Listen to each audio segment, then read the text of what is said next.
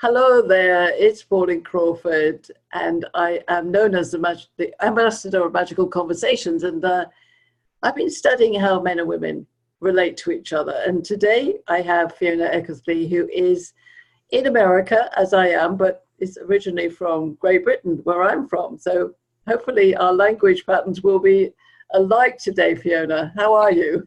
I'm great. Thank you, Pauline. Lovely to see you. That's great. Now, Fiona is a confidence coach, an author, and a divorce recovery coach. So, in my quest to understand how women see men, how do you think men are feeling today, maybe in the divorce recovery arena? I think that a lot of men, if you were to speak to them, feel that the divorce process is very biased towards women. I'm not saying that's what it is. I'm saying that's maybe how they feel. Because in the majority of cases, not all of them, I've had clients who have to pay alimony out to their husbands, but in the majority of cases, the women are receiving money from the ex-husband for either child support or because they've been married such a long time, or they were stay-at-home mothers, and so I think a lot of men, even though they know that this has been what's been going on in their marriage, they kind of resent the fact that they're still paying, as it were. Forgetting the fact that in my case, I was at home for 15 years with my children. So my career basically became non-existent, right? So my earning power disappeared, and I needed that. I had 4 kids, and I needed to look after them. So hence I was getting money. So I think that's, they feel it's unfair. There's that awful joke, right? If you just want to, don't bother getting married, just buy a house for some lady you don't like and give it to her. That's a horrible joke out there. Yeah. So I think they also feel, from the people I've spoken to, is that men are very sensitive. They feel like they're getting the sharp end of the stick, as they're the ones who are always to fault. Okay. They're feeling resentful, and that they're at fault. Yeah, exactly. They always feel like everybody thinks it must be the guy's fault. Like, what did he do? Like, I meet divorced men all the time. I'm not coaching them, but I meet them and I chat to them. And they're all very sensitive to make sure they tell you. It's like, oh, I didn't have an affair. Oh, I wasn't doing anything wrong. Because it's almost like they get nailed to the wall verbally every time they meet someone, because the assumption is, well, you're divorced, you must have done something wrong. Whereas Yes. Women tend to elicit more sympathy when they get divorced. And how do women see men generally then, divorced or not divorced? Are we? Well, I'd hate to be general as to how women see men, but the women that I work with, they, for the most part, they're very angry a lot. Yeah. And they're angry at the guys who've done whatever they have done, or they think they've done what they perceive to be done, because it's not always that they did something, right? No. But the truth of that is, when we get down to it, they're actually not angry at the guys, they're angry at themselves. Yes. It turns out. Because they feel like it was somehow their fault that they allowed themselves to be in this position, or that they put up with it for so long, or, they didn't defend themselves, or whatever it was. So it's kind of interesting. But in general, I find the longer out from the divorce, the more forgiving most women become. And they tend to realize that they're not all bad, right? Which is the case. There are nice guys out there. I'm willing to say that. Oh, that's right. That's right. So do you see in your sojourns with your clients the differences between men and women? What would you say is a primary difference between women and men in terms of these lack of conversations, or this misunderstanding or resentment aspect? I just think that they have a different method of communicating. I think that a lot of the times the men, again, we're generalizing here pretty big, but in my clients' cases, the men tend to be more not necessarily controlling, but in control. Like they're doing the finance, they're doing, whatever, or they maybe dismiss the opinions of their wives. But the thing is, instead of a lot of the women that I work with, their issues is that they don't speak up and say, hey, I didn't really like you telling me that my opinion was no good, and discussing it.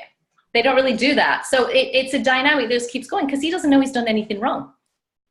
Right? And that's a very interesting point, and I would concur with that in my experiences dealing with men and women, that men are often mystified at what appears to be what a woman is thinking, and they go, I don't know, I just don't understand her. Right. And because she won't tell him what's wrong. But men do the same thing on the other hand. Yeah. From what I've heard from all these people I talk to and in my own experience, is that some men, they just assume you're supposed to know like what you've done wrong or what it is that's not working out. Like, how come she doesn't know that when she made a joke about me the other day, I didn't, that was funny, that wasn't very nice, it hurt my feelings, but she should have known that. You know what I mean? And it's like, So basically it's a lack of communication, and they're both making assumptions. Maybe for reasons. Yes. But I think that's the problem. That's the main difference between men and women, is they just, the women want to help and to please in general. Not all women are like that. I don't want to be writing and yelling at me, but in general, the women I work, they want to do the best. They want to help. They don't understand. They don't want to cause conflict. Yes. They don't want I would to get agree angry with them. Right. Yeah. And so they will do whatever they can to try and make things better, but it's not really working because he's thinking different things like, well, why is she doing that? I don't know why she's doing that. That's weird. Right. So it's just, that seems to be the issue for me. Yeah, because I think that's right. Men often are on topic and they're in a sort of quite a closed box. And so they get to the solution in their head sometimes and they think the woman should know that, but they don't actually say it. And right. they hit something a different way. Right. It's almost like, it's a weird analogy, but like if you go shopping, when I've been shopping with guys, right, he will go shopping because he needs a pair of shoes. He wants a brown pair of shoes with laces for a certain price, and they're shiny, right? So they go to the store and that's what they want. You go shopping with them. What are you shopping for? I don't know. I'm just going to go see, look, what if there is. I might get a pair of shoes. Oh, that's a nice jacket. And when I've been shopping with them, that has driven them crazy, right? Yes. Because that's the way they think is, this is what I want. This is the goal that I'm going for right now. I'm very focused on getting that one thing. Yes. Whereas women tend to be more flexible and open and, hey, let's see what else is out there. Well, as I describe it as women kind of work in an and men go very much, well, it's either or. I want the shoes and there's nothing else. It's not sort of and I think that perpetuates into business as well. So in the business arena that I work in, men often agree with each other and it's very singular, and the woman comes into the workplace and starts going off in a selection tangent. And they go, no, we weren't talking about that. Does that make sense? And I think, so because our life at work and our life is connected, one of the things I always think is that women have brought life into business, whereas men just do business at business. Do you think, do you agree with that? Yeah, I understand what you're saying. I think, they're very straightforward, and it's a very linear. It's almost like I was reading about different CEO styles, and there was men and women, but the two men I can remember, there's like Lee Iacocca, who was very closed-minded, and it was just everything was like, we're going to do this, and this. Yeah. And it kept working, and it would look good for him, so he just kept doing it until he ran the place. It started off really well, and then it just didn't, right? And then Jack Welch from GE. Yeah, it was more of that feminine type of thinking, where he was open-minded. He's like, oh, well, we should try this, or we should have everybody's opinion, and everybody's valuable, and let's let's really just be open-minded about how everything works. And that, I think that's the difference. I mean, I didn't use a woman in there, but I think that is true. And I think that's, you know, the feminine energy, which you see in men sometimes, is also part of what we as women have as well. Some of us are more masculine minded, some of us are more feminine minded. And maybe we deal with divorce differently. I don't know. Would that be the case? That the kind of tougher woman who goes, oh, you know, she's still sad, but she goes, I'm getting out of here. Or the other. I think I've definitely, I might be even one of those actually. But so the thing about that, the tougher woman, we were talking about stereotypes of women earlier, the tougher woman who is used to being the one who everybody comes to and everybody does everything. And this was me. It's like, I had this bombshell where after 22 years, I had no idea that there was anything wrong, and was announced one day, hey, I'm leaving you, right? With 4 youngish children. And, you know, it was devastating. But what do? I got up the next day. I carried on doing everything I had to do. I went through my life, and everybody kept saying to me, oh my God, how do you do that? You're like, this is amazing. I'd be like dead. But the thing is, what the truth of that is, the inside, you're not dealing with it that way at all. Right? You're not showing it in the same way somebody else would. Right. And so you're doing other things like, you know, overeating or drinking too much or shopping or whatever I chose to do, all of those probably. So that's one way of women deal. Another woman is the one who basically just takes to her bed and can't deal, right? Yes. At all, and just is a complete mess. And, you know, the kids have to get grandma around to take them to school and stuff. But I feel like men, even when they're really hurt, I feel like they may react like me, like they're just going to get through it, right? I don't really know necessarily what's going on inside because I'm not a guy, but it seems like they have a better capacity to compartmentalize everything that's going on. Yes. And so they go to work, and it may affect their work in some way, but for the most part, they're very focused. When they're at work, they're going to deal with that. And when they're at home, you know, they're going to deal with it there. But instead of going around to their friend's house and crying and going on, they're either going to go out and get another girlfriend straight away, or they're just going to go down the pub with their friends. And, you know, so I think they do have a completely different way of dealing with it. Yeah, they do say in studies, and again, these things are always general, but that men are sort of fight and flight people. So they either fight or, God forget, another woman, or they flight, or they run away into their cave. But the women are tend and befriend. So the befriend ones, like maybe the masculine-minded woman, goes off and does lots of other things, and the tend one is needing that attention. She needs a duvet, and she needs a comfort. Box of ice cream. Lots of ice cream. So what advice could we give to men to understand women in the divorce situation, but also in any place where there's a disagreement or an argument?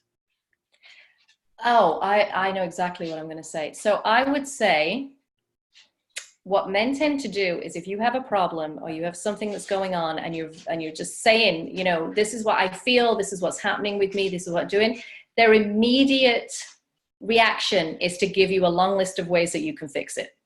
Yeah. Right? Or that they can help you fix it.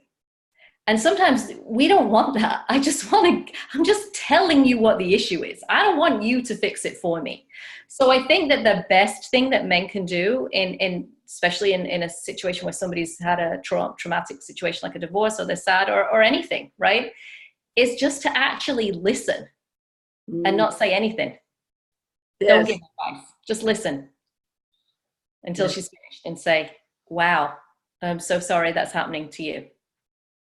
And I agree, and I totally concur with that, and I think it's advice I've often given to men. And I remember one man said, "Oh, okay, yeah, I'll give that a go. How long do I have to listen?" So he actually wanted, and I mean that's very male as well. He was willing to do it for a win, but he needed to know exactly how long. And in a way, that's another bit of the understanding, is that I think men are quite instructional. If we're clear with them, and sometimes we have to say that, you know, I want to speak to you for 10 minutes and it's going to be about this. Is that okay? And then once they say, oh, okay, then they go into action mode based on an instruction. I think you're right. That's interesting. So what advice could we give women then to understand men? Oh, I'd probably be married if I knew this. Let's see. I think that you should give them the benefit of the doubt sometimes. I think that sometimes they say stuff and it's very easy to take it the wrong way. And, you know, really just if you're in any way unsure of what it is they're trying to say to you, ask questions. I like that. Clarify. Yes. Because maybe you're just not understanding what they're trying to say to you. Yes.